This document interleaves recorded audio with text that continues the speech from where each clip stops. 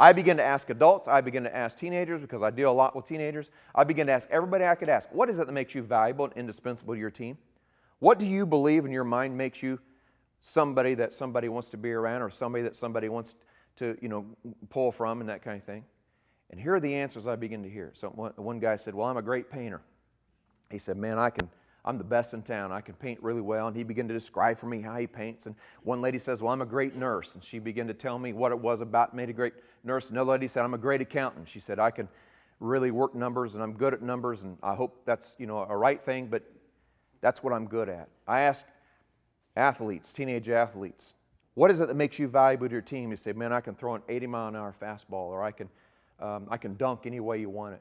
Or one guy said, I can run a 4.6 40, and if you don't know what that means just means pretty fast.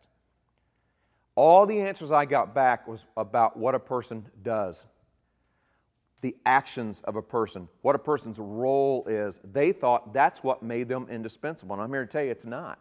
And as I began to think about this, I came up with this formula, and that's on your notes as well. And the formula is this. It's what you do plus who you are equals what I call intentional positive contribution. It's what you do plus who you are. So the do part is your talent, it's your skill, and the are part is your leadership and your character.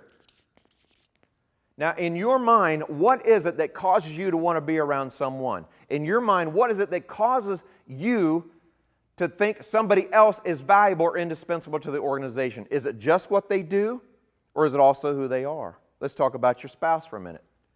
Do you want a spouse that just simply follows all the rules and does all the right things? Or do you want a spouse that also is someone that you like being around? Be very careful how you process that, all right? So you don't want your children just simply to do the right things, but you want them to be the right things as well, because sometimes the are will trump the do. Are you understand what I'm saying?